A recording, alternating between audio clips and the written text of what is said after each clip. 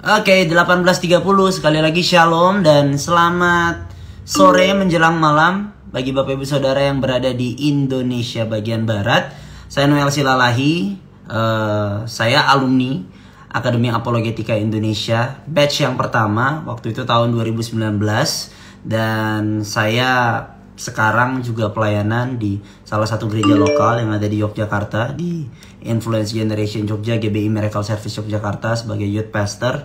Dan hari ini saya ingin berbagi beberapa hal tentang Akademi Apologetika Indonesia, karena dalam waktu dekat Apologetika Indonesia akan mengadakan akademi lagi yang dilaksanakan secara online, dan tepatnya itu ada di tanggal 12 Februari sampai 1 Maret 2024. Jadi ini modul yang pertama, batch yang ke-10. Wow, tidak terasa oleh anugerah Tuhan sudah nyampe batch yang ke-10 saja untuk modul yang pertama, dan modul yang kedua sudah ada juga dilaksanakan beberapa kali kalau saya tidak salah. Dan saya waktu itu alumni yang pertama. Nah, hari ini kita akan sama-sama ngobrol tentang apa sih signifikansi apologetika, kenapa apologetika itu penting, dan bagaimana kita menghadapi problem-problem yang ada di lapangan terkait dengan apologetika. Dan saya ingin sharing dulu sebenarnya tentang pengalaman saya, saudara, Bapak Ibu Saudara. Saya waktu itu sudah aktif di dalam pelayanan, tapi karena saya ada di Jogja, saya juga bukan lulusan teologi, saya studi di salah satu universitas, dan di dunia akademik saya juga memiliki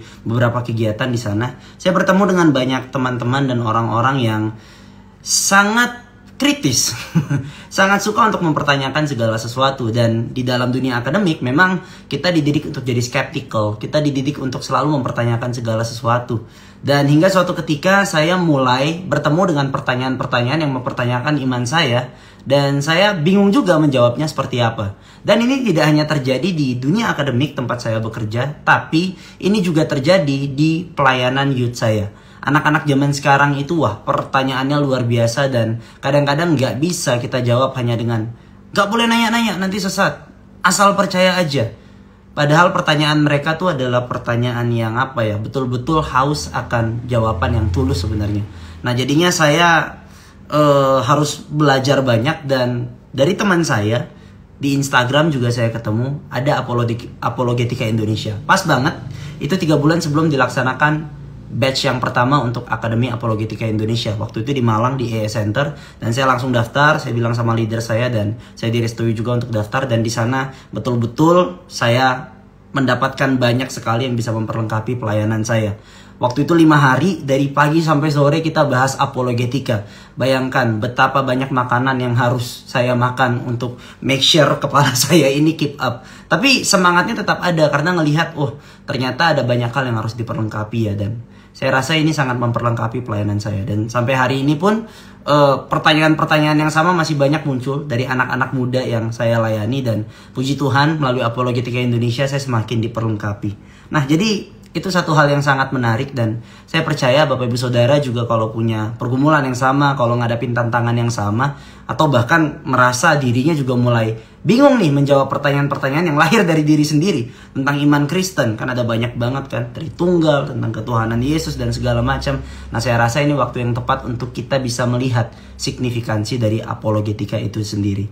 Nah, supaya nggak cuman saya aja yang cerita, saya mau ngajak beberapa teman-teman saya yang juga alumni nih.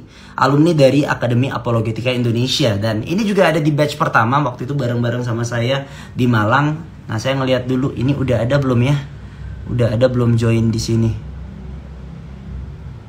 Mari kita lihat, apakah sudah ada? Ini menarik ya, Bapak Ibu Saudara. Sekarang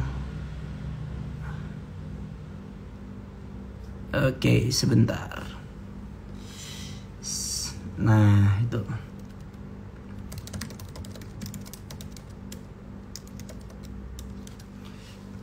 Kita panggilkan dulu.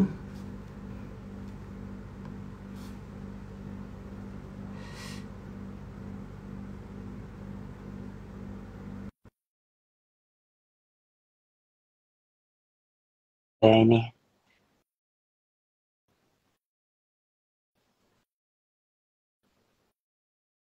Nah,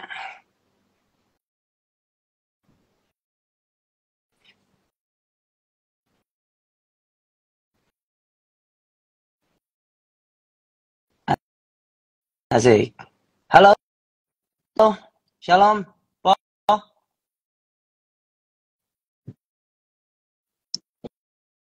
ada dua nih. Satu lagi nih. Udah masuk, kita langsung tarik aja. Oh iya, halo halo, halo Noel, Halo, shalom. Shalom kok. Shalom kok Iwan. Shalom Iya, Kak halo. Sherry. Halo Noel, malam. Selamat malam. Posisinya lagi di mana? Dengan siapa? Passwordnya apa? Yang mau jawab Kalau kuis. Paksu dulu, Paksu di mana nih Pasu, sekarang? pasu. Paksu. Saya lagi di Jakarta sekarang, Oh, lagi lagi ada kegiatan. Jakarta. Oke, Sherry. Iya, kalau Mama biasalah di rumah jaga kandang.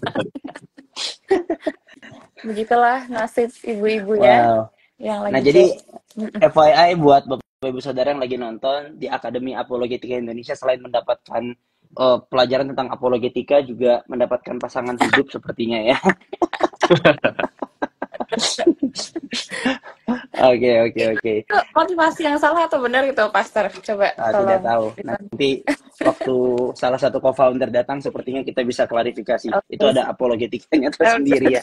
Oke. Nah, jadi di sini kita mau ngobrol-ngobrol sih, nyeritain aja kenapa sih waktu itu kita join Apologetika Indonesia, dan kenapa kita ada di titik dimana kita merasa kita benar-benar perlu belajar nih apologetika. Apalagi sama Ciseri, kalau nggak salah waktu itu batch 1 ya. Iya. Bayangin dari Senin sampai Jumat, kita dari pagi sampai malam belajar materi yang padat, menyediakan waktu, kan berarti something yang sangat penting ya. Nah, kira-kira siapa mau duluan nih yang mau ceritain kenapa sih mau gabung sama API? Aku duluan kali ya, Oke, Paksu ya. silakan. Oke. Jadi sebenarnya dulu aku sebelum tahu API itu tahu seminar-seminarnya dulu nih, seminar-seminar yang kecil-kecil gitu. Pertama tahu seminarnya Pak Bejoli. Itu kan terkenal banget ya. Nah, karena waktu itu masih single, jadi nggak ada kerjaan malam minggu nih, daripada ngapain-ngapain nggak jelas ya kan. Terus join seminar.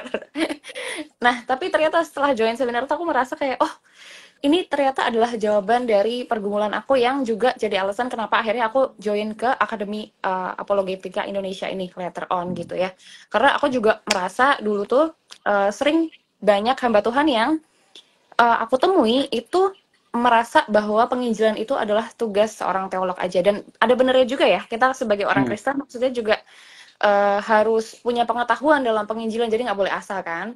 Nah, cuman dari pengalaman hidup saya, orang-orang yang saya temui itu di dunia nyata, tanpa diinjilin pun mereka kebanyakan udah pada nanya nih, kenapa kok kamu Kristen, atau kenapa kok kamu harus ke gereja dan sebagainya. Dan itu kalau kita ketemu langsung sama jawaban ya, sama pertanyaan tersebut, jawabannya sulit loh ternyata gitu. Betul. Nah, terus akhirnya lah, jadi makanya itu mendorong aku untuk ikut apologetika. Nah juga teman-teman aku ini juga ternyata orangnya nggak mudah terima gitu kan kalau aku jawab ya, karena dari kecil gue Kristen gitu kan. Terus mereka nggak akan pasti terima langsung kan ya, karena anak-anak sekarang udah pasti kritis, lebih menjangkau banyak info gitu-gitu kan. Nah makanya aku ikut apologetika supaya bisa kasih jawaban yang tepat. Nah juga kalau aku tuh pelayanan di sekolah minggu nih, anak-anak yang aku ajar itu kebanyakan pertanyaannya udah kritis-kritis nih, dan itu perlu ilmu untuk menjawab hal-hal tersebut ya. Jadi nggak bisa aku kasih jawaban asal dong ya, sebagai Sekolah orang minggu ya. Kristen.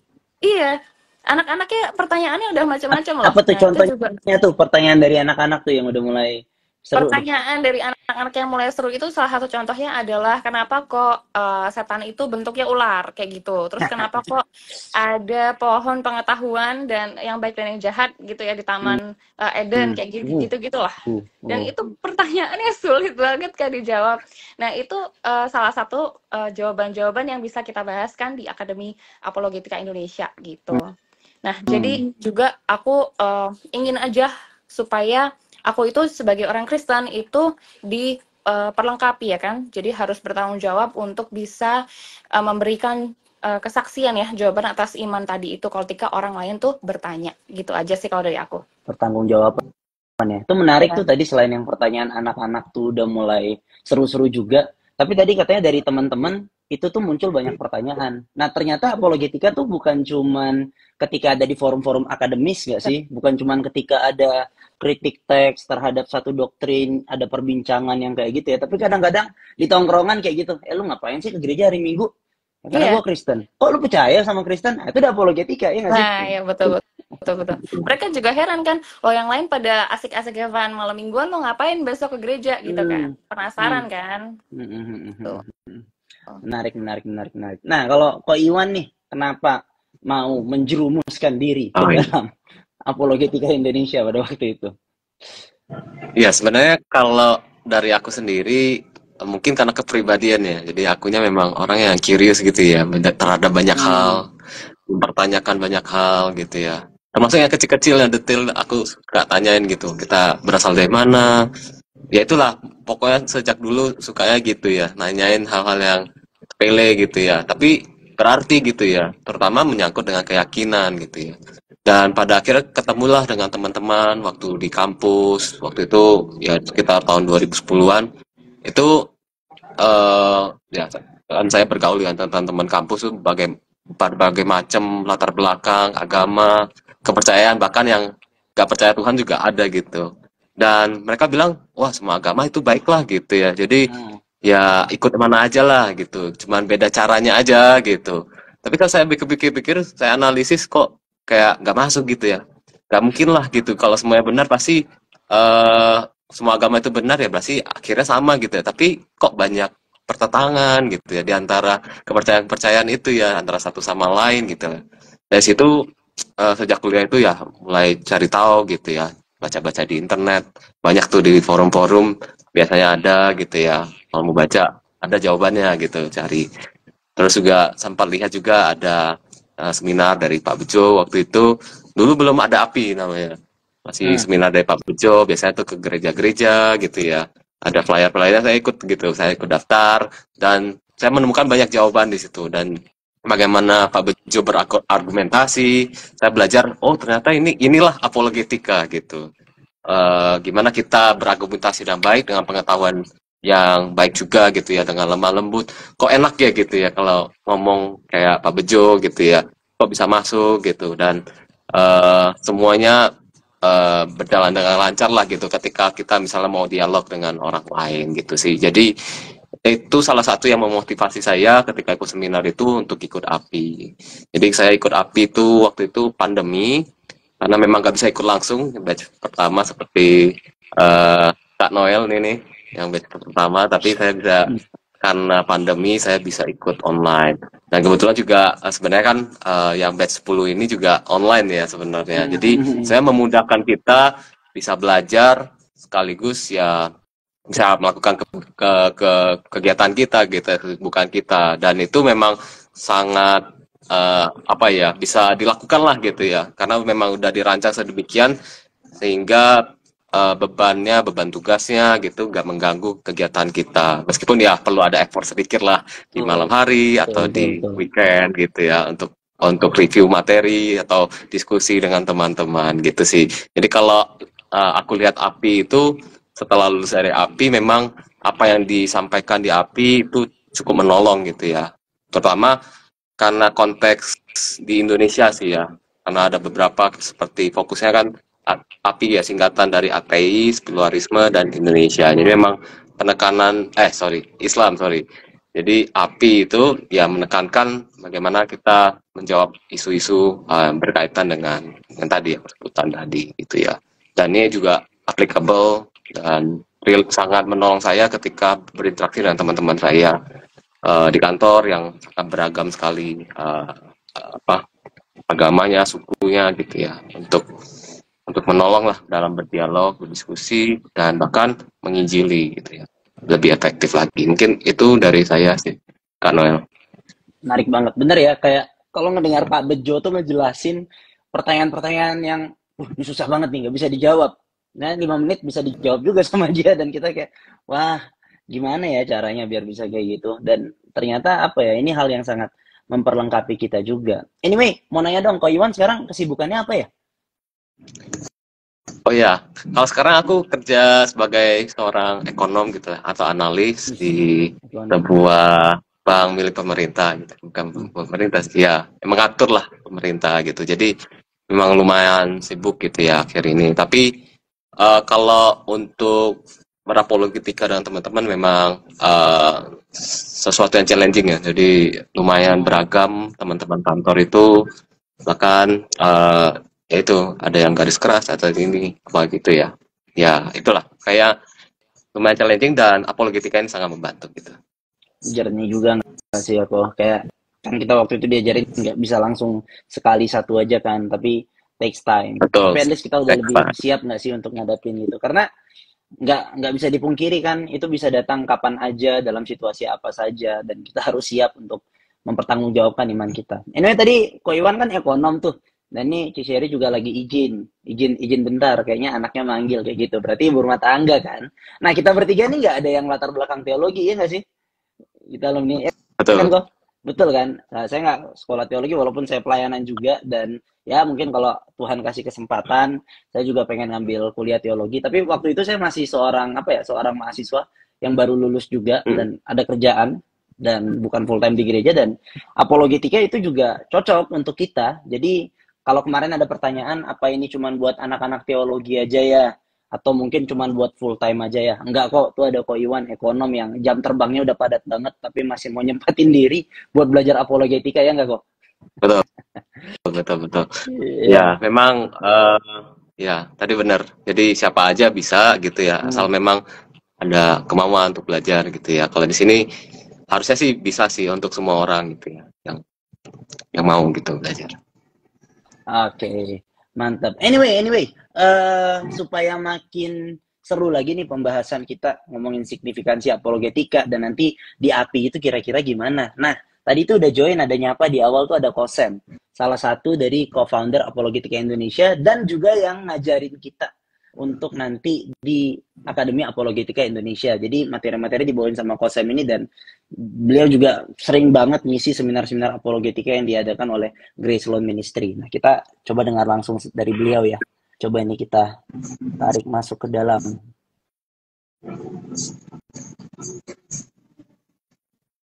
Kita tunggu sebentar lagi. Nah, sudah masuk. Belum ada. Shalom kok.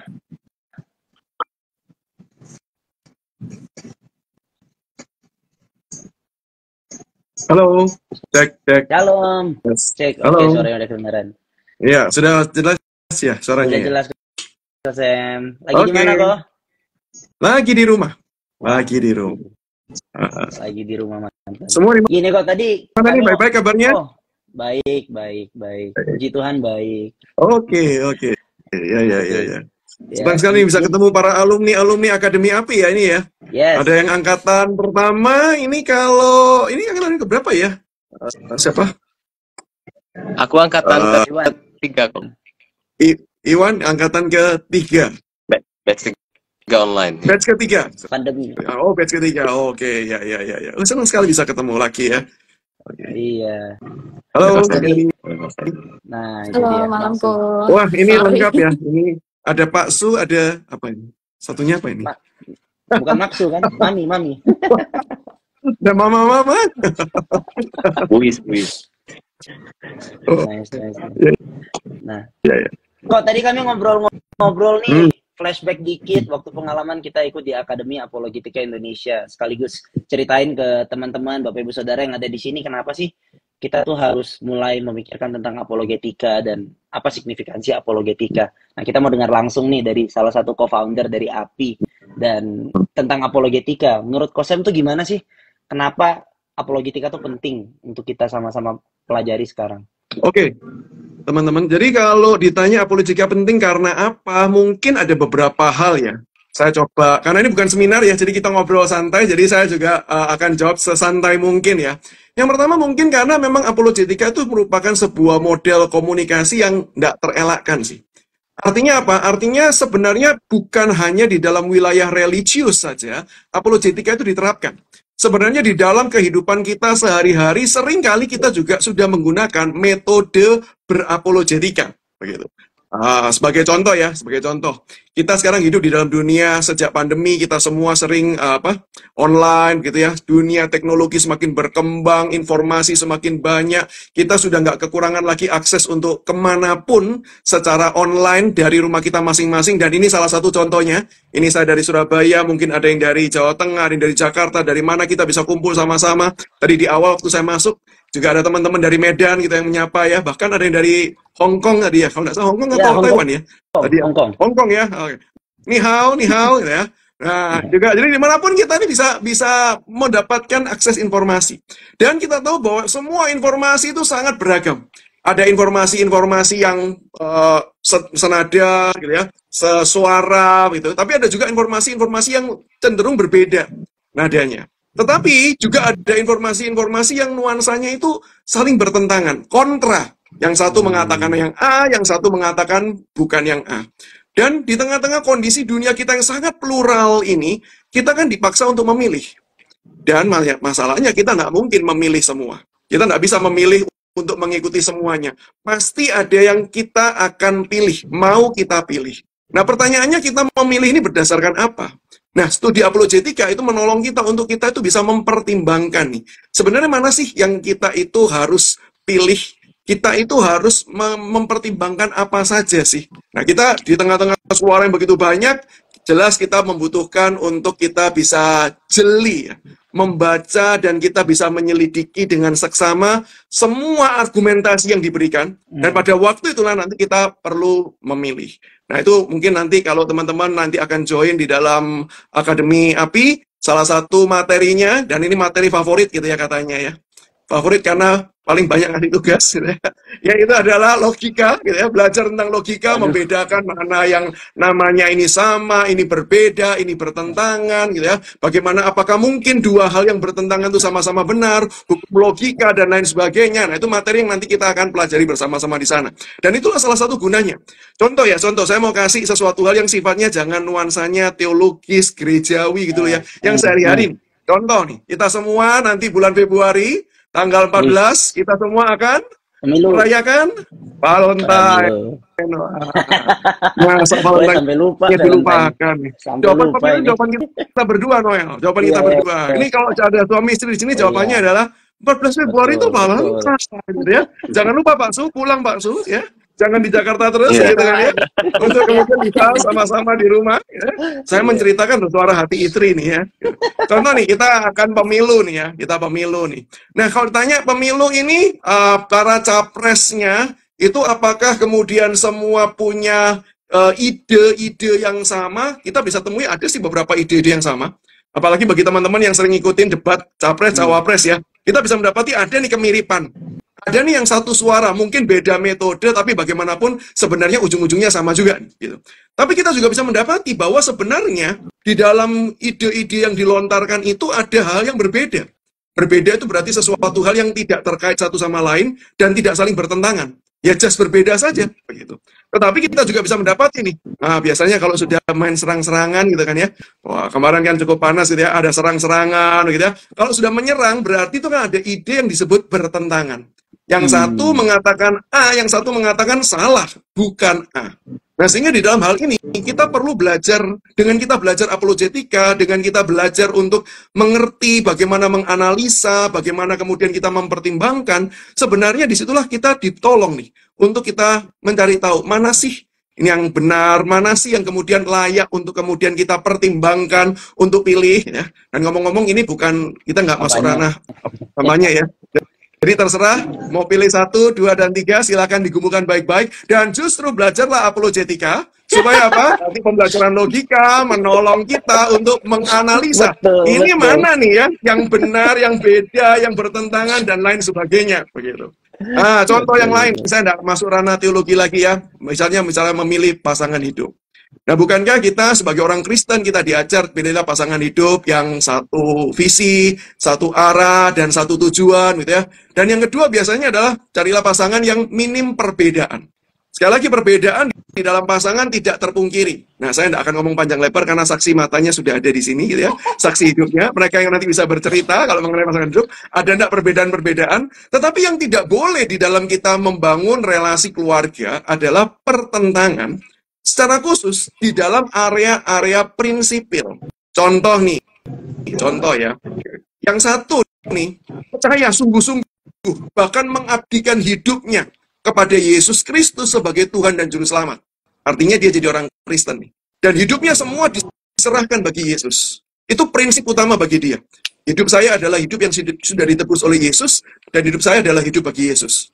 Bisa nggak dia kemudian bersatu dengan orang yang tidak secara serius dan betul-betul dengan sungguh-sungguh dia menganggap Yesus itu bukan Tuhan. Yesus itu cuma manusia, gitu. Yesus itu cuma guru, Yesus ini cuma tokoh, agama, nabi, dan lain sebagainya. Dia bukan Tuhan, dan dia sangat serius, sangat komit dia mempercayai hal itu. Dan dia menganggap salah sekali kalau menganggap Yesus itu Tuhan. Bahkan itu merupakan sebuah penghinaan terhadap Tuhan. Sekarang kalau ditanya nih, mungkin nggak sih dua hal ini bisa disatukan? Maka bukankah jawabannya jelas tidak bisa dipersatukan. Nah, ini hal-hal seperti inilah. Ada yang namanya beda, ada yang namanya bertentangan, dan kita harus peka, kita harus sadar akan hal tersebut, dan itulah salah satu bagian dari materi pembelajaran apologetika. Nah, sehingga dengan semua kondisi adanya perbedaan, pertentangan, dan ketika kita diminta untuk memilih salah satu, kenapa sih pada akhirnya saya memilih A, bukan memilih B? Nah, disitulah studi apologetika sangat menolong kita. Secara personal, kita berapologetika supaya kita tahu mengapa kita memilih yang satu dan tidak yang lain. Secara personal, oke? Kita mau memilih pasangan hidup, kita mau memilih pilihan politik, kita mau memilih apapun, secara personal kita akan ditolong nih. Kenapa saya memilih A? Bukan sekedar mood saya di A, tapi kita punya pertimbangan-pertimbangan tertentu yang masuk akal, yang reasonable untuk diberikan terhadap pilihan tersebut. Dan secara sosial kita berapologetika supaya kita bisa bertanggung jawab terhadap kepercayaan kita, atau sederhananya, kita bisa kasih tahu orang lain, kenapa sih kok saya pilih A, dan saya tidak pilih yang lain. Jadi kalau yang pertama tadi lebih pada diri, kita tahu pilihan kita ini kenapa, tapi apologetika bukan cuma sekedar menolong kita tahu landasan dasar fondasi kita percaya, tapi juga menolong supaya kita itu bisa menceritakan kepada orang lain, kenapa sih kok kita mempercayai hal tersebut. Dan itulah yang mungkin secara misional kita sebut sebagai pekabaran Injil. Maka itu topik apologetika itu sangat terkait erat tentang pekabaran Injil. Menolong kita bisa secara lebih efektif untuk kita memberitakan Injil. Nah, saya sudah panjang ngomong gitu ya. Silakan, mungkin yang lain teman-teman mau nambahkan sesuatu? Iya, kalau saya jadi inget ya, Nikosem ya. Dulu kalau waktu Akademi API itu kita belajar apologetika, di dalamnya juga ternyata kita belajar banyak mengenal klaim-klaim tentang kebenaran. Dan juga gimana sih caranya nih kita untuk mengevaluasi, menyelidiki gitu kan, pengetahuan yang benar dan yang salah, kayak tadi Kosem bilang ya, yang applicable juga di dalam kehidupan secara umum, tapi juga khususnya terkait iman Kristen gitu kan. Kita diajari nih di dalam satu materi, saya masih ingat nih, namanya studi epistemologi, di mana seru banget sih, tapi perlu panadol merah ya, karena pusing-pusing gimana gitu ya. Tapi seru banget, dan kita jadi tahu nih, menolong kita sendiri gimana membedakan atau tahu kriteria atau syarat sebuah pengetahuan itu benar atau salah gitu. Benar nggak, Noel ya? Betul banget. Ini juga sebenarnya membuktikan ya, kan banyak banget tanggapan di kalangan orang Kristen khususnya yang bilang iman aja, nggak usah logika kayak gitu. Tuhan kok dilogikakan. Nah, padahal logika juga penting sebenarnya untuk kita bisa firm terhadap iman yang kita percayai. Iman dan logika tuh bukan musuh, dan di Akademi Apologetika bahkan saya ingat banget sampai hari ini, betul kata Kosem tuh, kemarin debat saya malah ingat pelajaran dari API tuh. logical policy yang ada kayak gitu. Tapi jadinya kepake loh, kok nggak cuman di apa, nggak cuman di apologetika juga, dalam pelayanan, di dalam pastoral, di dalam kita juga memetakan pemikiran-pemikiran, itu logika juga kepake banget. Dan balik lagi ke dalam apologetika, ini satu hal yang sangat penting yang harusnya kita bisa pahami. Banyak banget debat-debat kusir yang bisa dihindari kalau misalnya kita udah bisa firm sama logiknya kayak gitu. Ya, betul nggak sih? Nah, Anyway nih, tadi kan udah ngomong soal logika dan kenapa Kosem ngasih alasan kenapa apologetika itu penting dalam kehidupan sehari-hari juga. Nah, anyway tentang kehidupan sehari-hari, tadi kan Ko Iwan bilang kalau dia ekonom dan juga ada banyak teman-teman yang ngasih banyak pendapat tuh. Nah, pasti nih pernah dengar kayak gini kan, kok. Udahlah, pandangan agama semua tuh sama-sama benar. Nggak usah di apa ya, nggak usah didalam-dalemin, nggak usah dipakai logika, nggak usah ditunjukin doktrinnya. Semua tuh cuman beda sudut pandang. Pasti pernah kan? Nah, kalau Ko Nah, Iwan sendiri gimana sih ngejawabin yang gitu-gitu tuh? ya Noel. Sebenarnya ini pertanyaan sering ya yang aku temuin gitu ya apalagi waktu masih muda lah gitu ya. Masih muda. Dan sampai sekarang gitu ya masih banyak lah mendengar bahwa ya semua agama benar benar lah gitu ya dan baik gitu. Ya cuma cara kita aja menanggapi atau memandangnya gitu ya. Makanya kita harus saling menghormati satu sama lain. Dan tentunya kalau melihat sesuatu kebenaran itu berdasarkan sudut pandang tertentu tentunya ya kurang ya gitu ya. Karena kan setiap pendapat atau opini orang itu bisa beda-beda. Nah, tadi berhubung kok saya ngomongin soal pemilu nih ya. Tentunya kalau kita lihat di Pilpres ini ada 3 pasangan gitu ya. Kalau pendukung nomor 1 tentunya pasti bilang ya nomor 1 yang paling baik gitu ya. Begitu pula nomor 2 dan nomor 3 pendukungnya masing-masing bilang bahwa ini yang paling layak gitu ya, paling baik gitu untuk sebagai presiden gitu ya. Dan tentunya kalau berbicara tentang siapa yang terbaik, tentunya harus ada datanya gitu ya di belakang itu. Siapa yang menunjukkan prestasinya kah, atau track recordnya kah, gitu ya. Dan tentunya data ini tidak berdasarkan sudut pandang gitu ya. Apa yang disajikan oleh data, prestasinya atau track recordnya tentu nggak bisa berdasarkan sudut pandang. Itu adalah sesuatu yang faktual sudah terjadi dan itu yang ya nggak bisa dipakai, maksudnya nggak bisa dipakai untuk bilang bahwa oh ini yang terbaik gitu ya berdasarkan apa gitu ya, berdasarkan data ya. Tentunya kalau prestasinya lebih banyak tentu ya lebih baik, atau punya kepemimpinan yang lebih banyak tentu ya lebih baik gitu ya. Nah, itu tergantung lagi gimana kita ya menginterpretasi data itu. Nah, tapi di balik itu semua tentunya data berbicara, ketika suatu ada data tentunya nggak akan ada apa ya, ada sanggahan lah gitu ya kalau data itu benar-benar. Nah, selanjutnya bagaimana kita membuktikan bahwa itu data itu benar gitu ya, nggak direkayasa, bukan berdasarkan interpretasi kita saja gitu. Dan juga sama seperti mungkin kalau kita contohkan terkait pandangan bahwa Allah itu ada dan di satu sisi lain bahwa Allah itu tidak ada. Itu kan sebenarnya kalau kita bilang di apologetika itu namanya kontradiksi ya. Allah itu ada sekaligus Allah itu tidak ada pada saat yang bersamaan. Tentunya itu sebuah kontradiksi yang perlu dipikirkan ulang gitu ya. Dan menurut ateis Allah tidak ada, menurut ateis Allah itu ada. Dan tentunya kalau bicara tentang kebenaran itu nggak pandang tentang sudut pandang siapa atau perspektif siapa gitu ya. Tapi berdasarkan sebuah data atau fakta yang faktual lah gitu. Either Allah itu benar-benar ada atau Allah itu benar-benar nggak ada gitu. Jadi ya kita rely on data, rely on ya sejarah, fakta sejarah gitu ya, dan banyak lagi gitu ya yang bisa dibuktikan gitu sih. Jadi mungkin kalau boleh dirangkum, memang ketika dikatakan apakah kebenaran itu bisa masing-masing, mungkin jawabannya kalau opini mungkin bisa ya. Yang namanya opini kan bergantung ya. Opini itu kan berarti gabungan antara ada fakta tertentu, tapi juga ada interpretasi tadi yang seperti dikatakan ya. Jadi ada data, ada interpretasi, dan itu yang kemudian menjadi opini. Nah tentu kalau namanya opini jelas sih, opini bisa berdasarkan sudut pandang. Ya seperti tadi ya contoh Pilpres, itu kan berarti opininya si pendukung nih, betul kan ya? Nah, tapi dalam misalnya teologi juga tadi seperti dikatakan bahwa Allah itu ada atau tidak ada, misalnya Tuhan yang seperti apa, oh itu bisa jadi berkembang opini-opini. Oh, yang saya percaya Tuhan yang model seperti ini A, B, C, D, E, dan sebagainya begitu. Nah, sehingga kalau berbicara opini, saya setuju sih. Ada kebenaran yang sifatnya bergantung sudut pandang. Tetapi seperti yang tadi sudah dikatakan bahwa kalau itu namanya data, fakta, faktual, atau mungkin istilah teknisnya itu kebenaran yang objektif, maka harusnya ada kebenaran yang ya namanya benar ya benar. Nggak Betul. bergantung nih. Ini menurut siapa? Mau mengatakan menurut aku kamu nggak benar, ya nggak bisa. Ya namanya kebenaran objektif ya kebenaran itu, begitu.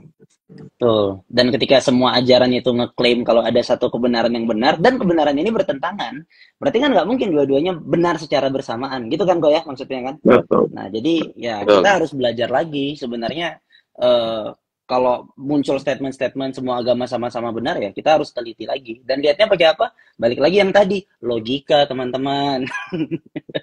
Jadi itu nggak bisa yang kita cuman ya beriman aja lah, logika itu nggak penting. Nah kita harus reconsider lagi statement itu.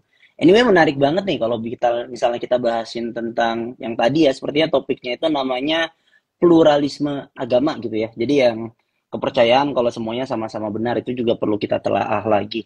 Sepertinya ada satu alumni juga yang punya pengalaman dan bisa nge-share tentang ini, ya nggak sih Kosem? Ya, Nah betul. sekalian nih kalau boleh ya, mohon maaf Mhm. Noel dan juga Kosem dan juga Paksu, sepertinya saya harus kembali kepada tugas mengabdi kepada anak, jadi saya live dulu. Oke, semoga Kak Tommy Terima nanti bisa kasih. share. Iya, terima Yeah, kasih. thank you. Terima kasih. Thank you. Terima kasih. Keren kan teman-teman, Asik. ibu rumah tangga aja belajar loh apologetika. Oke, Ya, thank you juga buat waktu belajar masih belum ibu, tapi sampai sekarang pun terus belajar gitu kan ya. betul terus Keren. belajar. Semangatnya terus belajar. luar biasa itu Iya, semangatnya. Nanti anaknya 3 tahun mulai nanya pertanyaan-pertanyaan tuh udah siap tuh. Oh enggak nak, ini logical policy. Keluarga macam apa ini? Keluarga macam apa ini? Keluarga apologetika. Keluarga apologetik gitu ya. Anaknya bisa ngeritik kartun nanti. Oke, ini kayaknya ada satu lagi deh. Kita panggil aja, ini spesial banget dan sepertinya beliau ini juga dikenal banget sama Bapak Ibu Saudara yang nonton ya. Apakah sudah ada? Saya cari dulu namanya. Bapak Pendeta ini kalau tidak salah ini ya. Bapak Pendeta ini. Aduh, ada Bapak Pendeta, kita datang, kita undang nih Bapak Pendeta. Nah, ini dia Pak Pendeta. Luar biasa. Kita menunggu masuk. Perlu berdiri. Bisa Pendeta masuk kan berdiri jemaat. Sambutan gitu ya. Halo Halo, Pak Samuel, guru kita, Pak Iwan. Shalom Pak Tommy. Malam Pak Tommy. Apa kabar semuanya? Apa kabarnya? Iya, apa kabarnya? baik. Pak Tommy? Baik, Pak Tommy, mana ya posisi ya? Hah? Pak Tommy di mana posisi? Saya di Jakarta. Oh, di Jakarta. Tepatnya pikiran Jakarta. Saya di situ. Iya. Di rumah ya, bukan di gereja atau sedang di gereja kah? Atau di rumah? Udah di rumah. Oh, oke. Ya, silakan. Ya, menarik banget ya. Kalau tadi kan kami bertiga yang memang bukan dari sarjana teologi, bukan dari dunia teologi, kami dari orang-orang awam yang juga belajar apologetika, dan kali ini ada nih langsung hamba Tuhan yang bahkan sudah sampai modul 2 ya. Ya nggak sih Pastor Tommy? Iya. Modul 2 ya. Wah, mantap sekali, luar biasa. Nah, tadi kita lagi ngobrol-ngobrol awalnya tentang signifikansi apologetika, Pak Tommy. Terus kita jadinya ngobrol tentang pluralisme agama, itu loh yang pernyataan kalau semua agama tuh sama-sama benar. Nah, tentang hal ini Pastor Tommy punya pendapat nggak? Iya, itu hal yang banget ditanyakan. Justru saya kalau mau bilang bahwa ada blessing in disguise ya, waktu saya belajar, awal saya tertarik ikut apologetika, ikut seminar Pak Bejoli di Persekutuan Gereja Injili gitu kan. Saya mewakili gereja hadir situ dan tertarik banget untuk 3 topik itu ya, API itu ya, ateisme, pluralisme sama Islam. Lalu begitu kita udah belajar, ternyata pada awalnya saya pengen diri saya sendiri untuk memperlengkapi. Saya rasa ini apologetika ini penting buat saya. Saya sebenarnya seorang senior. Sebelumnya saya gitu ya, tapi Tuhan panggil tiba-tiba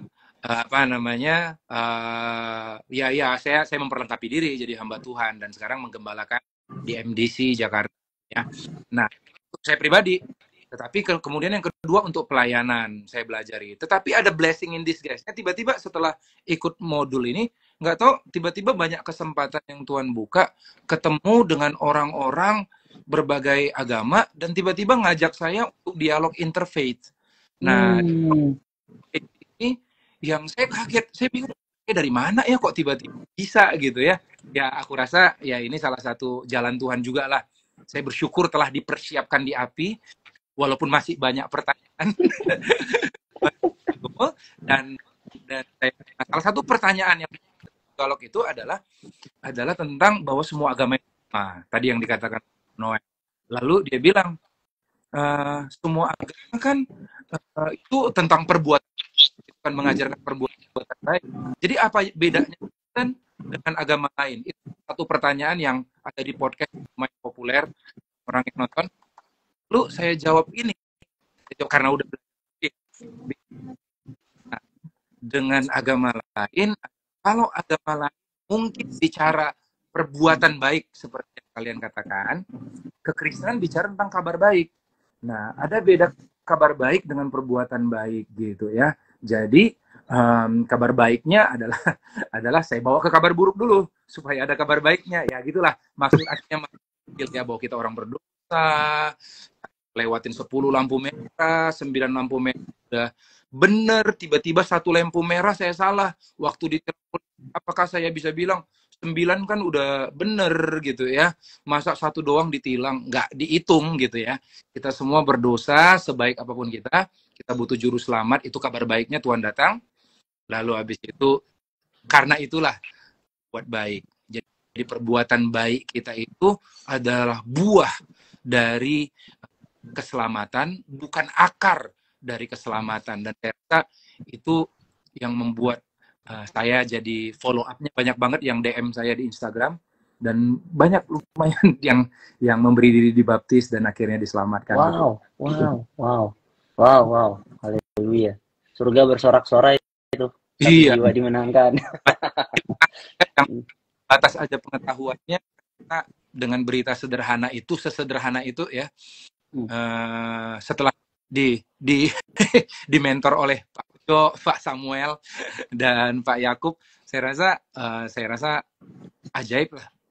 Tuhan berkarya ya, Tuhan bisa pakai apologetika ini jadi jembatan bagi pemberitaan ini. Betul banget sih. Ternyata apologetika itu tuh memang ya. betul. Itu salah satu tujuan dari apologetika. Nah, jadi di awal saya ingat kita ngomongin tentang apa sih pentingnya apologetika ya. Nah, bagi kita yang sadar bahwa Allah itu yang sudah menyelamatkan kita melalui Yesus Kristus, dia datang, dia mati dan bangkit menebus dosa kita, bukankah dia juga yang memanggil kita nih untuk kita memberitakan Injil ya. Sehingga panggilan pemberitaan Injil itu sebenarnya panggilan bagi setiap orang Kristen. Tujuan apa sih pemberitaan Injil? Tujuannya adalah untuk memberikan kabar baik. Nah, tadi yang sudah disinggung nih, ini kabar baik ini ya, bukan sekedar perbuatan baik. Nih. Ada kabar baik, meskipun kita manusia berdosa, nah itu kabar buruknya. Tetapi Allah mengasihi dan Allah menyelamatkan kita. Nah, setelah Allah menyelamatkan kita, dia memanggil kita nih, untuk kita bisa juga memberitakan kabar baik tersebut. Nah, apologetika itu menjadi alat, tools, untuk menolong kita nih bisa dengan efektif menghancurkan halangan-halangan intelektual ketika kita tuh memberitakan Injil. Karena jujur saja ya, ketika kita memberitakan Injil, kita tuh tidak sedang menghadapi sebuah kertas kosong. Nah, ini mungkin gambaran seperti tabula rasa itu ya. Banyak orang berpikir, oh anak kecil itu tabula rasa yang kemudian ya tergantung nih mau dicoret apa oleh orang tua, oleh komunitas, oleh gereja, oleh apapun gitu. Padahal sebenarnya enggak gitu loh. Setiap orang itu sudah mempunyai worldview-nya sendiri-sendiri. Apalagi ketika kita berbicara orang sudah semakin dewasa, dia sudah mendengar banyak hal dan dia pada akhirnya memilih untuk berkomitmen kepada salah satu, dia punya wawasan dunia tertentu nih. Nah, wawasan dunia tertentu itu bersifat banyak ya. Wawasan dunia itu salah satu elemennya adalah intelektual. Ada pengetahuan-pengetahuan tertentu yang ia percayai dan ia yakini yang menjadi fondasi dari keyakinan imannya dia. Nah, maka ketika kita memberitakan Injil nih kepada orang yang wawasan dunianya ini berbeda dan bertentangan nih dengan iman Kristen, maka disinilah peran apologetika. Pasti salah satu bagian yang sulit bagi orang tersebut untuk bisa menerima Injil adalah karena adanya kontras apa yang menjadi kepercayaannya kita dengan kepercayaan orang tersebut. Sehingga ketika kita sedang memberitakan Injil, mereka nggak bisa dengan cepat berkata, saya setuju, saya mendukung, karena itu bertentangan dengan apa yang keyakinan dia. Mungkin dia bisa bertanya balik, kok bisa seperti itu ya? Ya, contoh sederhana sekali lagi, biasanya isu kalau dalam pemberitaan Injil ya, fokus kita kan memberitakan Yesus Kristus, Allah yang menjadi manusia, yang kemudian mati dan bangkit untuk menyelamatkan kita. Di dalam pengalaman saya memberitakan Injil, isu itu yang akan selalu diperdebatkan. Kenapa sih kok perlu Allah itu menjadi manusia? Kenapa sih kok perlu Yesus Kristus itu mati di atas kayu salib? Kenapa kok saya nggak meyakini Allah bisa jadi manusia? Saya merasa bahwa nggak perlu sih seseorang mati untuk saya, untuk dosa saya. Tentu dengan background wawasan dunianya dia yang lama.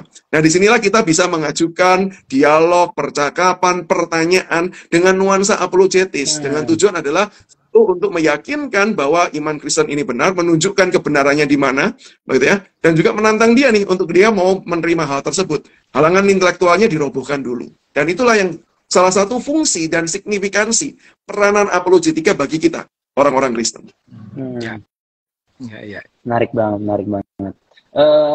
Pendeta Tommy pernah takut nggak sih kalau misalnya berapologetika, apalagi terhadap orang-orang yang mungkin berbeda pandangan, atau yang menganggap kalau semua agama sama tuh ujung-ujungnya tuh malah jadi perpecahan, atau debat kusir, atau saling jelek-jelekin kayak gitu, pernah ada ketakutan kayak gitu nggak sih? Iya, benar. Nah, ini saya punya pertanyaan juga nih buat Suhu. Wah. Ini sesi gratis ini. Walaupun memang udah saya pernah dialog Abrahamic Covenant, beberapa agama Abrahamic, ada juga Menkominfo ngajak dan lain sebagainya. Tetapi memang ada apa namanya tersendiri untuk menyentuh ranah yang melukai orang gitu ya. Nah, jadi saya pernah menghadapi situasi di mana orang bilang apologetika itu nggak penting lah karena ujungnya itu nanti ada yang benar, ada yang salah gitu ya kan. Cuman yang benar dan salah itu kan kayak menghakimi. Pun katakan Tuhanlah yang berhak menghakimi gitu ya. Nah, kalau itu hasilnya jadi perpecahan gitu kan.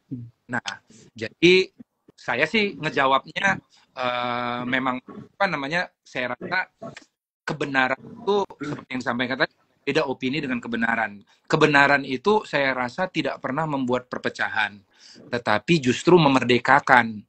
Kalau sampai ada perpecahan di saat kita berapologetika, itu pasti ya pemahaman respon orang tersebut, respon orang yang menerima argumen kita tersebut yang salah gitu ya. Dia nggak bisa memaknai perbedaan dengan baik. Atau yang kedua, cara saya menyampaikan mungkin cara berapologetikanya yang salah. Nah, kayaknya saya butuh masukan nih. Mungkin Pak Samuel ada hal yang lain yang saya jawaban saya ini benar nggak? Oke. Iya, tentu benar ya. Saya setuju bahwa yang namanya perpecahan itu bukan terjadi karena kita mengenal kebenaran sih. Karena perpecahan itu kan respon emosional seseorang terhadap sebuah kondisi.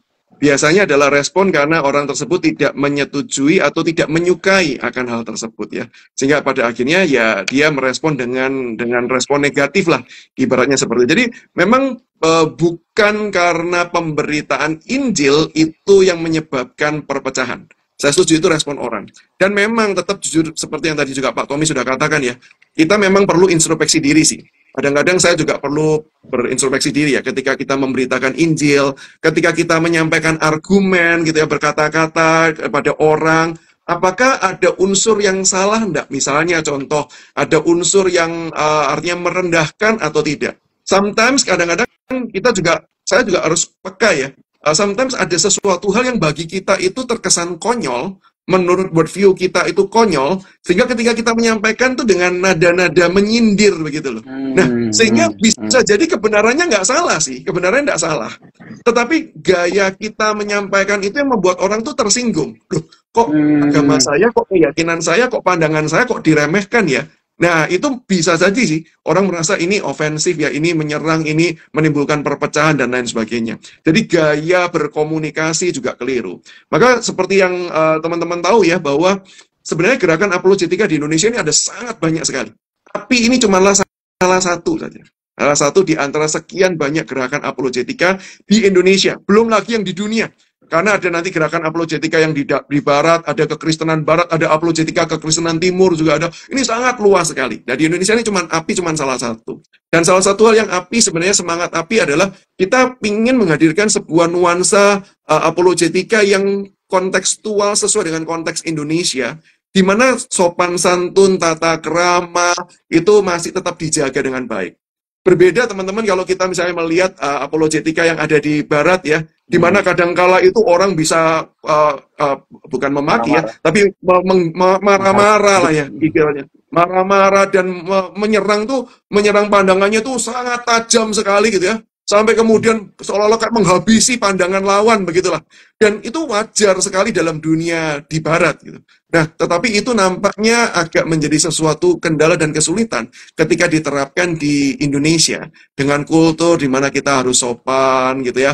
Apalagi beberapa kultur bukan cuma Indonesia, tapi Chinese Indonesia. Budaya Chinese-nya, Konfusianismenya juga kental banget tuh. Dimana yang tua harus dihormati, yang muda lah harus lebih menghormati yang tua. Nah begitu yang muda nih langsung ngegas bahasa sekarang ya. Ngegas, gini yang tua merasa gini. Ya oke sih, bisa jadi kalau dia pikir dengan kondisi tenang, omonganmu benar nih. Tapi karena kamu ngegas gitu ya, nggak kontekstual dengan bagi dia nih orang China totok pula misalnya begitu ya. Wah itu bisa menjadi sebuah anggapan bahwa kamu sedang menyerang, kamu sedang merendahkan begitu. Saya setuju sekali sih. Cuman kalau boleh menambahkan beberapa catatan ya. Yang pertama sebenarnya ketika kita membicarakan isu memecah belah, ini merupakan perbedaan itu membuat kita tidak harmoni dan lain sebagainya. Mungkin perlu dilihat dan dibaca secara lebih kecil. Yaitu sebenarnya ini merupakan ekspresi ketidaksenangan. Jadi ekspresi orang menganggap kamu kok memecah belah sih?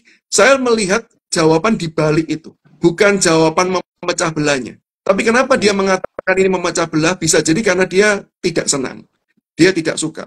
Kenapa tidak senang? Karena pada waktu kita itu sedang mencari kebenaran, kita harus jujur mengatakan seringkali kita mendapati jawaban yang tidak menyenangkan kita. Pencarian yang tulus akan kebenaran itu belum tentu membawa kita kepada titik di mana kita itu sukai. Saya sharing sedikit ya pengalaman saya. Sebagai orang Kristen saya juga belajar tentang Allah Tritunggal. Tapi sampai di satu titik bahkan saya sudah selesai S1 teologi. Di satu titik saya itu pengen belajar mendalam tentang Allah. Pengen mendalami terkait tentang Allah Tritunggal. Dan sempat ada masanya saya itu sangat ragu dengan Allah Tritunggal. Saya merasa kok, masa sih ini ada pandangan seaneh, seabsurd, tidak bisa dipahami seperti ini, dan kita harus bergantung dan menyerahkan hidup kita kepada pandangan semacam ini nih. Gitu. Saya jujur sempat ragu, ada titik kritis dalam kehidupan saya ketika saya belajar tentang Allah Tritunggal begitu. Dan di dalam proses pencarian, saya belajar, saya coba mendalami, saya coba cari tahu pandangan yang lebih menekankan kepada one gitu ya. Bahwa Allah itu cuma satu dan dia tidak mau mengatakan bahwa ada tiga pribadi gitu ya. Ada pandangan-pandangan seperti itu, saya juga mempelajari kembali buku-buku teologi saya coba kulik kembali, baca gitu ya. Ya jujur ada satu titik, saya kembali kepada satu titik, Pak. Ya memang Allah itu Tritunggal. Atau saya bisa katakan gini, Alkitab mengajarkan itu.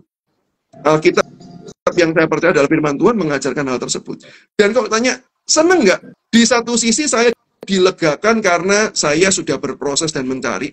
Tapi kalau dikatakan senang enggak sih. Saya lebih senang kalau jawabannya tuh gampang gitu loh. Allah itu sudah satu titik, sudah enggak usah tambahin-tambahin yang lain gitu loh. Sudah Allah itu satu titik, amin. Wah, itu saya rasa bisa puji Tuhan gitu ya. Kenapa? Kita bisa memahami Allah dan rasanya nyaman sekali gitu loh.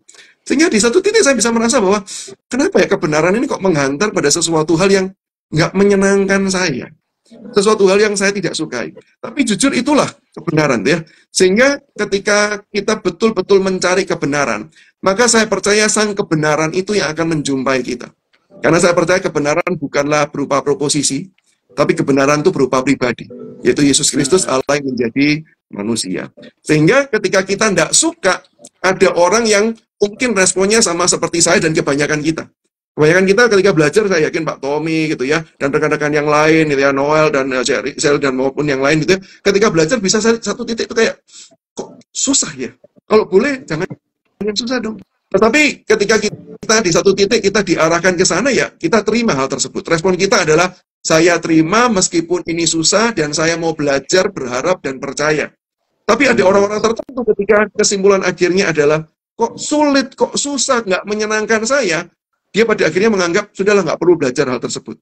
Kalau itu diungkit, kalau itu diangkat, isu-isu yang membuat perbedaan itu diangkat, maka itu akan membuat gelisah dan tidak nyaman di dalam kehidupannya. Nah, itu mungkin salah satu hal yang penting juga mungkin kita perlu garis bawahi gitu ya, hal tersebut. Nah, tetapi selain itu ya, yang lebih lanjut yang kedua, isu memecah belah itu sebenarnya jujur harus kita lihat keluar karena memang kebenaran itu menuntut respon. Orang yang menganggap, kenapa sih kok kamu memecah belah? Berarti kenapa kok kata memecah belah itu keluar? Karena dia dituntut nih untuk menjawab. Kamu gimana? Kamu mau enggak? Nah, mungkin di titik itu dia berpikir, logis sih, benar sih, tapi hatinya tidak siap. Karena konsekuensi yang begitu besar, konsekuensi yang begitu panjang. Sehingga ketika dia belum ready, dia masih mau berkata tidak, tapi di sisi lain dia menganggap bahwa ini juga merupakan sesuatu yang benar, layak untuk dipertimbangkan. Hatinya gelisah, dia betul-betul struggling dengan hal tersebut. Sehingga dianggap bahwa ini kok memecah belah ya. Ini kok membuat sesuatu hal yang tidak nyaman ya.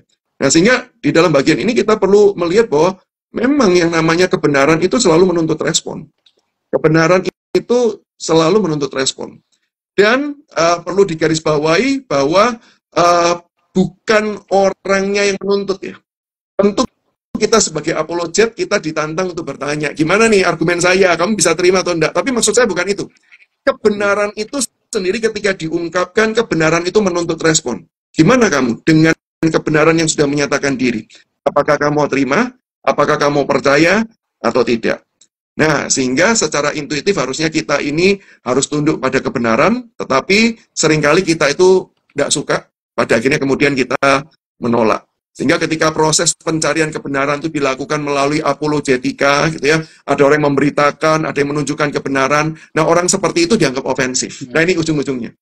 Kenapa kok dia dianggap memecah belah, kenapa dianggap ofensif? Karena kebenaran itu sendiri ofensif, dan ketika orang tersebut memberitakan, dialah yang dianggap ofensif. Padahal sebenarnya enggak. Ketika kita memberitakan Injil kan kita tidak pernah maksa orang kan. Pokoknya sekarang detik ini juga harus percaya pada Yesus Kristus, kan enggak juga. Kita beritakan aja. Dia mau tolak oke, dia mau nggak tolak juga oke. Kita katakan kebenaran, kita tunjukkan argumentasi bahwa Yesus benar adalah Tuhan. Orang mau terima oke, orang nggak terima juga oke. Kita nggak pernah memaksa nih. Tetapi kenapa kok dianggap ofensif, menyerang, memecah belah? Ya karena kebenaran itu sendiri yang memang menuntut respon. Wow. Setuju banget sih. Wow, menarik banget. Thank you banget, Joseph. Daging semua kalau kata anak muda zaman sekarang. Bener banget. Saya punya akun TikTok, di situ kan biasa saya kasih potongan-potongan khotbah saya kalau pelayanan youth gitu kan. Kita ngomongin topik yang lain-lain tuh kayak view-nya ya udahlah 500, 800. Nah, kemarin saya ngupload nih. Ada satu khotbah saya ngomong tentang Allah Tritunggal itu gimana. Wah, satu hari tuh langsung FYP dong, Gosem. Langsung 180. Komennya banyak, tapi isinya tuh marah-marah semua. Isinya tuh ngomel-ngomel, nggak ada nih, harusnya Tuhan gini dan segala macam. Dan tadi benar banget apa yang Gosem bilang. Jangan-jangan nggak marah ke messengernya, tapi ketika melihat truthnya itu disajikan dengan cara yang apologetis juga, mereka marah tentang kebenarannya itu. Jadi sebenarnya bukan apologetika yang memecah belah juga gitu ya. Tapi walaupun tidak bisa dipungkiri nih, kita kan diajarin juga, saya ingat banget di API gitu. Pak Yakub Trihandoko tuh bilang jangan sampai tuh kita jadi preman teologis gitu loh. Betul. Tapi kita harus harus ya seperti Yesus lah. Walaupun di komen-komen TikTok saya itu rasanya lihat komen-komennya tuh pengen itu ya, pengen langsung menghardik dan memarah-marah, tapi tetap harus tahan kayak gitu. Nah, saya mau nanya nih sama Pak Pendeta Tommy, terus habis itu ke Pak Iwan. Kira-kira apologetika yang salah itu kan bisa menimbulkan perpecahan atau bahkan orang-orang justru makan tersakiti kan. Nah, gimana sih caranya kita berapologetika dengan tepat kayak gitu? Gimana? Kalau misalnya dari Pastor Tommy itu gimana? Kalau saya sejak belajar di API sih saya pegang banget ada satu sesi yang ngajarin bahwa untuk berapologetika yang benar kita harus lewati 3 tahap tuh. Yang pertama namanya apresiasi. Setelah kita apresiasi, kita evaluasi, artinya kita evaluasi itu pernyataan dia kan. Kita apresiasi tentu ya. Lalu yang ketiga baru kita proklamasi, kita beritakan Injil. Nah, saya selalu pegang ini gitu. Kalau ada pengalaman sih, makanya saya nggak tahu kenapa saya punya keyakinan yang sangat kokoh sama Injil, bahwa Injil itu benar-benar punya kekuatan, bahwa Injil itu indah, seperti katanya kan ya, itu kan artinya adalah eh, eh, apa namanya a good news, berita baik yang saking baiknya sampai-sampai dipercaya. Kira-kira itulah arti Injil gitu ya. Injil itu begitu indahnya sehingga beberapa kali kami bikin acara dialog interfaith, dialog berbagai agama gitu ya. Kami bersepakat akhirnya bersepakat untuk bikin kayak Indonesia ini rumah bersama dengan banyak kamar. Ada kamar Kristen, kamar Islam, kamar Buddhis, kamar. Oke, sesekali namanya orang tinggal satu rumah, kita ke ruang tamu untuk ngobrol. Nah, ngobrol, please, kalau ngobrol, kita tidak perlu, saya rasa bad marketing itu, the worst marketing itu adalah pada saat kita berusaha menaikkan produk kita dengan menjelekkan produk orang lain. Kan gitu kan. So, saya sangat berusaha untuk tidak menyentuh areanya mereka, tetapi saya tunjukkan keindahan Injil, tetapi dengan argumen-argumen apologetis tentu saja. Karena agak susah kalau bilang percaya aja gitu ya kan. Nah, responnya sangat baik sekali. Sangat baik sekali. Jadi di saat dialog-dialog saya apresiasi dulu, bagus tuh, lalu kita evaluasi, kita tunjukkan apa pandangan Kristen yang berbeda di dalam pandangan itu gitu ya. Lalu habis itu kita proklamasi. Saya nggak akan mau berhenti kalau belum dapat kesempatan beritakan Injil gitu ya.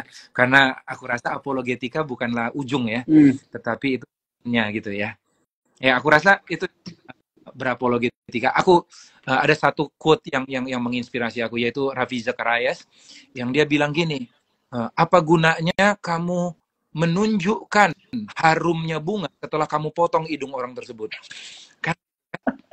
Karena ini bunga mawar nih harum banget, tetapi setelah kita berhasil memotong hidungnya, buat apa gitu ya. So aku rasa perlu santun lah ya dalam berapologetik.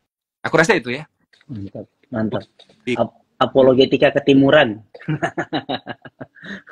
Juga. Oke. Kak Iwan, gimana Kak Iwan?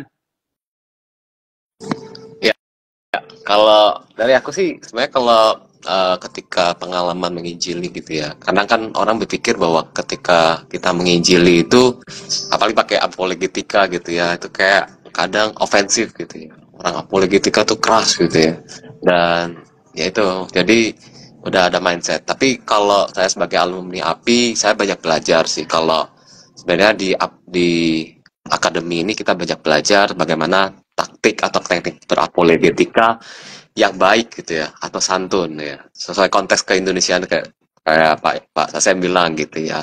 Sebenarnya kita bisa juga memberikan jawaban-jawaban yang baik atas pertanyaan-pertanyaan yang disampaikan itu dengan lemah lembut tanpa menimbulkan perpecahan gitu ya. Dan ya jadinya enak gitu ya ketika kita ngobrol dengan orang lain, bahkan ketika ngobrol dengan orang yang belum kita kenal itu lebih gampang gitu ya. Maksudnya ya orang pasti lebih mudah rentan tersinggung ya ketika belum terlalu kenal, belum punya relasi yang baik. Nah, disinilah kita belajar untuk bagaimana kita menyampaikan jawaban dengan cerdas gitu ya. Dan di sisi lain juga kita bisa dengan mudah mendeteksi nada sumbang gitu ya. Kalau istilahnya itu nada sumbang atau kesalahan-kesalahan logika, kesalahan berpikir orang gitu ya dengan mudah. Nah, tapi di sisi lain sebenarnya kalau saya sendiri itu kadang kalau dengar ada kesalahan logika dari pernyataan seseorang itu pengennya langsung nyerocos gitu ya, langsung tanggapin, oh ini salah, kamu salah gitu ya, pengen menyalahkan gitu ya. Tapi di sini saya belajar untuk sabar gitu ya, lemah lembut, terima di dalam posisi dia gitu ya. Bagaimana kita bisa menyampaikan kebenaran tapi tanpa harus menyalahkan orang lain, orang lain itu merasa bersalah gitu ya. Sehingga ya kalau orang merasa bersalah, saya sih punya pandangan bahwa orang tuh akan cenderung mundur gitu ya.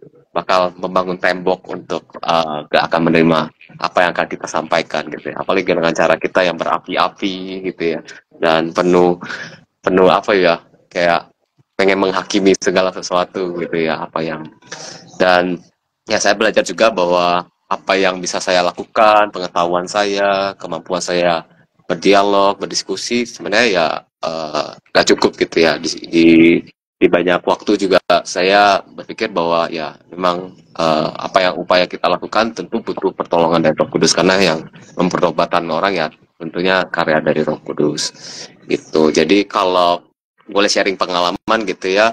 Eh, waktu perjalanan gitu di kereta, eh, ya duduk di samping seorang ibu-ibu gitu ya. Kami ya ngobrol biasa, dan kalau saya ada makanan, saya sharing ke ibu itu, dan saya ya mulai cerita gitu ya tentang keseharian ibunya, pekerjaan seperti apa, latar belakangnya seperti apa, dan lama-lama jadi ada relasi yang baik gitu ya, dan kita dialog dengan santai ya.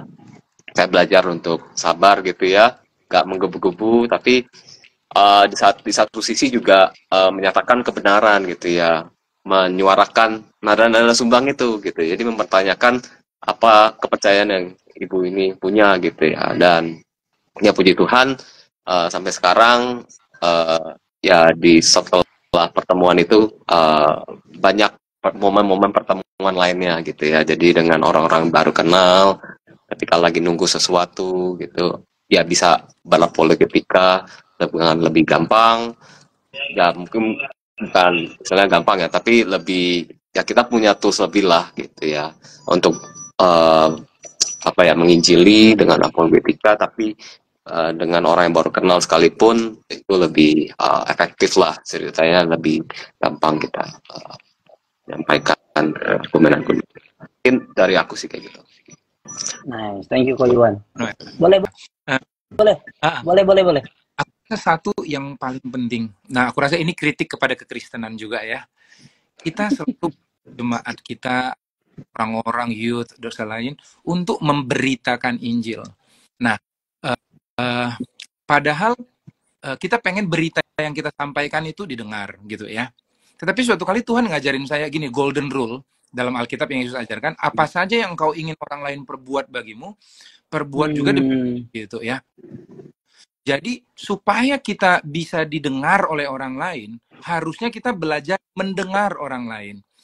Nah, lucu, kita suruh jemaat memberitakan Injil, tetapi begitu mereka mendengarkan ceramah orang lain, ceramah agama lain, kita larang, hei, nanti kamu sesat. Padahal kan saya rasa bagaimanakah kita bisa membangun dialog kalau kita cuma mau didengar tetapi nggak pernah mau mendengar gitu ya.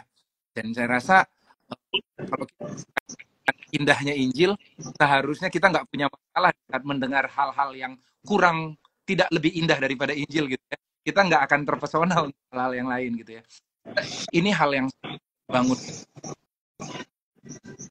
sehingga waktu saya bangun persahabatan, dia dengar sekali, saya nggak setuju. Sampai suatu kali saya kaget, orang yang saya sering dialog, yang saya sering dengar ini tiba-tiba mengundang saya, dan ini topik pembicaraan untuk bicara di servernya dia. Topiknya nanti kalau kapan-kapan saya tunjuk, isinya saya kayak diminta beritakan Injil di rumah ibadahnya gitu ya. Ini isinya Injil semua gitu ya. Saya, wah, ternyata ada gunanya juga dengar orang ya. Setelah dengar kita didengar gitu. Saya rasa itu ya. Iya, betul. Diundang lagi ya Pak Pendeta ya. Undang. Mantap sekali. Nah, Oke. Nah, sekaligus sebenarnya kalau konsep boleh nih. menggarisbawahi ya, sebelum ini ya, mungkin Noel juga nanti perlu sharing kali ya. Tapi saya mau menggarisbawahi dulu bahwa ini loh apologetika. Bahwa mungkin ada yang namanya tipe apologetika ofensif, di mana itu berarti kita itu mempertanyakan, mengajak orang lain untuk memikirkan ulang apa yang menjadi keyakinannya, tetapi bukan berarti kita offense loh terhadap orang lain. Dan itu tadi Pak Tommy sudah dengan, wah ini pengalaman Pak Tommy ini luar biasa banget gitu loh. Bagi saya, nah ini loh buktinya bahwa enggak kok, apologetika itu tidak memecah belah begitu loh. Justru studi apologetika itu bisa menolong kita nih, untuk kita ini bisa memberitakan Injil dengan lebih efektif lagi. Tentu kalau kita tanpa pembekalan apologetika, lalu kemudian seperti misalnya kita diundang dalam sebuah forum tertentu, kita bingung kita mau menyampaikan apa saja. Karena bisa jadi kita belum belajar nih bagaimana kita mengevaluasi pemikirannya. Kita belum belajar nih bagaimana cara mengemas statement kita supaya kita itu bisa menunjukkan kebenaran tanpa kita melakukan sebuah tindakan penyerangan misalnya. Nah, dengan studi apologetika sebenarnya itu menolong kita belajar untuk kita lebih efektif lagi memberitakan Injil. Wah, ini bagi saya salah satu bukti jelas ya, bagaimana apologetika itu menolong dalam pemberitaan Injil. Thank you Pak, ini luar biasa nih. Ini jadi, ini alumni yang memberkati sekali nih ya. Saya juga terberkati melalui sharingnya nih. Yes. Sekalian Kosem deh. Ini kan kita udah 1 jam Noel ngobrol dulu juga kok. aja, masa Oh, masa cuman yang tanya-tanya doang gitu. Noel aja dulu, nggak apa-apa. apa ya? Kalau waktu itu emang diingetin sih, satu hal di dalam apologetics kan kita berpusat pada Injil gitu loh. Kita selalu berpegang pada gospel kayak gitu. Yang satu ilustrasi yang disampaikan yang sampai hari ini ngena banget buat saya adalah banyak banget orang Kristen yang kalau dalam memberitakan Injil, berapologetika, berdialog, memberitakan kebenaran, mereka tuh selalu ngelihat orang-orang yang berbeda dengan mereka, yang lagi diinjili, itu seperti gelandangan kayak gitu. Gelandangan yang kelaparan. Dan orang Kristen tuh bertindak seakan-akan mereka itu adalah pemilik toko roti, pembuat toko roti yang bisa ngasih mereka makanan. Tapi kalau kita ngelihat Injil, sebenarnya kita yang sedang berapologetika tuh kita bukan pemilik toko roti. Kita tuh sebenarnya adalah sesama gelandangan yang udah dapat roti duluan, dan tugas kita sama gelandangan yang kelaparan itu adalah kita kasih tunjuk ke pemilik toko roti yang sebenarnya, yaitunya Tuhan Yesus gitu. Jadi pemahaman ini yang selalu ditanamkan kayak gitu. Kalau saya pernah kesal, saya berapa kali juga ngadepin mungkin anak-anak youth yang sulit, atau misalnya ada orang yang tiba-tiba langsung maki-maki di komen Instagram, oh, Yesus bukan Tuhan apa segala macam, kan pengen langsung hardik balik kan, padahal itu kan gampang kan, kita tinggal buka profilnya, kita langsung tahu nih agama apa, suku apa, kelompok mana, kepercayaannya apa. Dan di API memang kita juga dikasih tahu nih ada kelemahan-kelemahan ini, itu kan bisa langsung serang daripada lu gini kayak gini kan.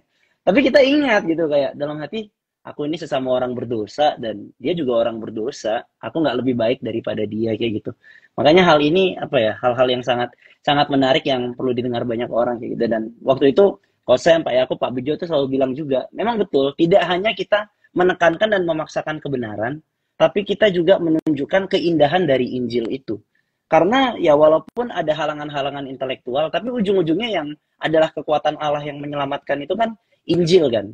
Argumen itu perlu, bernalar itu perlu, logika kita yang firm itu perlu, tapi ujung-ujungnya balik lagi ke Roh Kudus dan kekuatan Injil, dan itu yang ditekankan. Makanya menurut saya sih ini apologetika yang memang harus diterapkan ke semua sih Kosem, nggak cuman ciri khasnya dari API saja, tapi semua orang kalau mau berapologetika apa ya, sedih banget deh kadang ngelihatnya kalau udah apologetika tuh sampai ada orang Kristen, ada beberapa teman saya tuh yang Kristen tapi dia jadi anti dengar kata apologetika itu sendiri, karena bayangannya tuh langsung orang-orang yang jelek-jelekin agama orang, yang pengen maksakan kebenaran, yang pengen keras kayak gitu, padahal it's a really beautiful thing kayak gitu.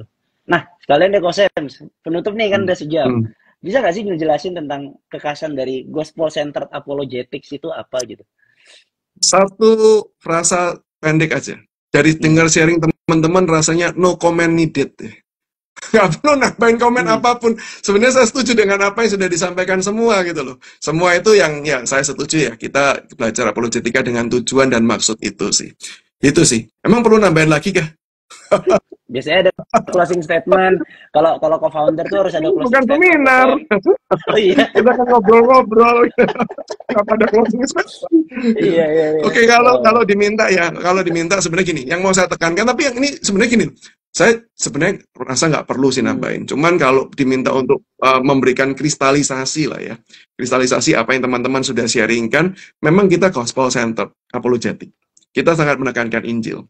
Dan Injil itu pertama berbicara tentang apa? Injil itu berbicara tentang kita itu bukan sekedar dipanggil untuk memproklamasikan.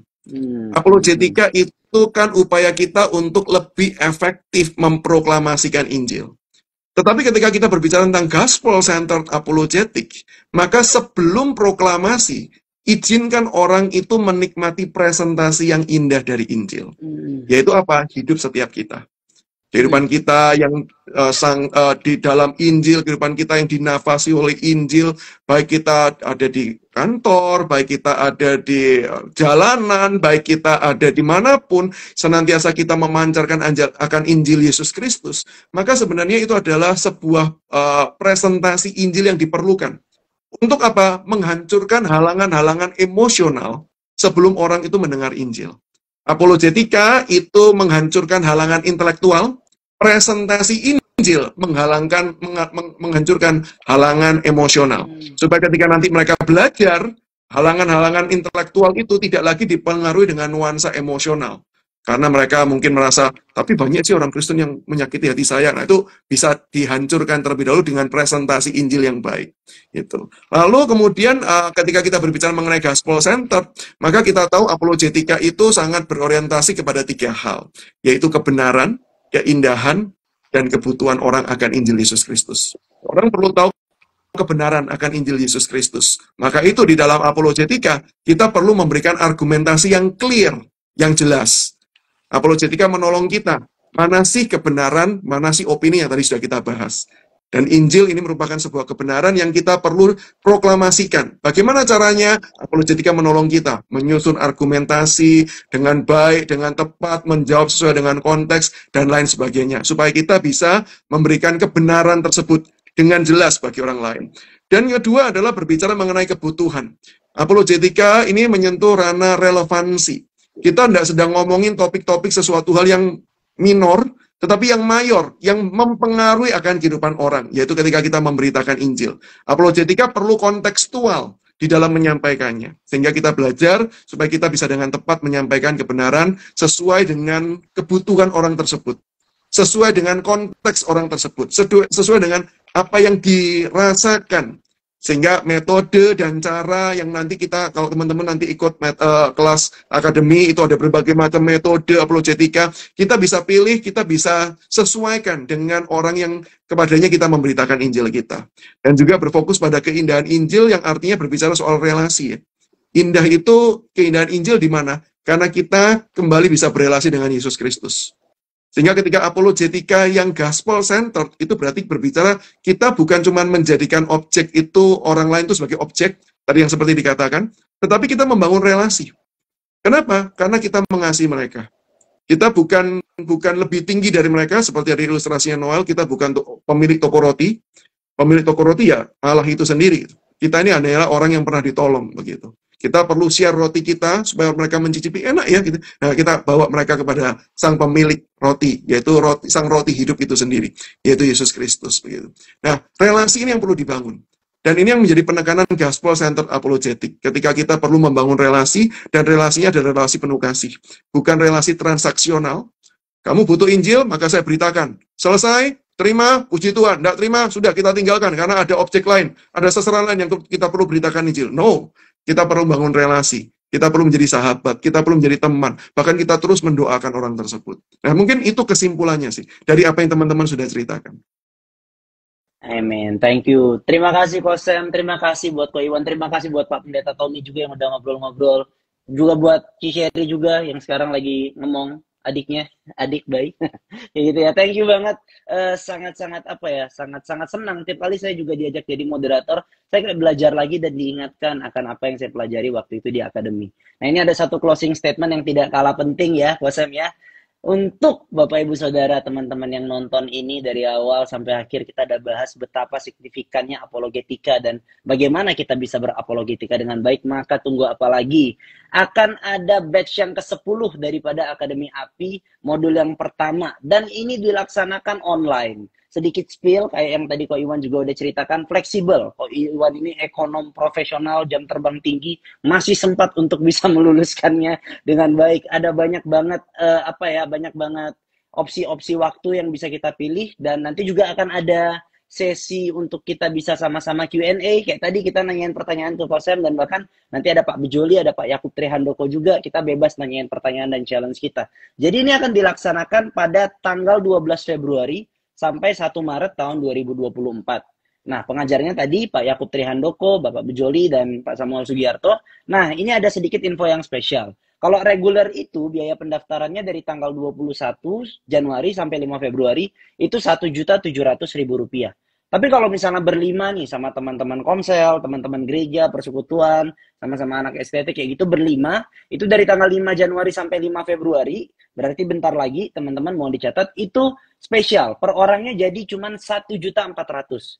Kalau grupnya 10 orang, didiskon lagi jadi 1.300.000. Dan bagi teman-teman mahasiswa, dari 5 Januari sampai 5 Februari, itu juga dapat harga spesial yaitu 1.300.000. Biaya ini udah termasuk buku, materi, cetak bukan e-book akan dikirimkan kepada teman-teman, sertifikat Akademi API, dan juga ada kaos API juga ya.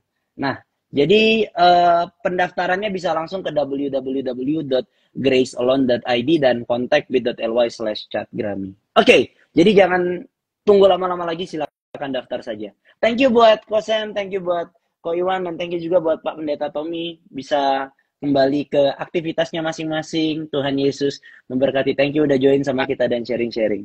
Thank you. Bye. Thank you. God See you. bless, God bless, God bless, God bless. Pak Tommy. God bless, God bless, God bless. Oke, nah itu tadi ya. Jadi untuk modul yang pertama, batch yang ke-10 akan dilaksanakan pada tanggal 12 Februari sampai 1 Maret 2024. Nah, ini topiknya itu adalah Pondasi Apologetika Kristen untuk batch yang ke-11. Nah, akan ada modul yang kedua nih. Modul yang kedua itu pendalaman apologetika Kristen. Namun syarat untuk ikut modul yang kedua sudah harus lulus batch yang pertama dulu. Modul kedua juga akan dilaksanakan pada tahun ini. Ini udah angkatan yang keempat untuk modul yang kedua. Sama, online, tapi akan ada onsite-nya.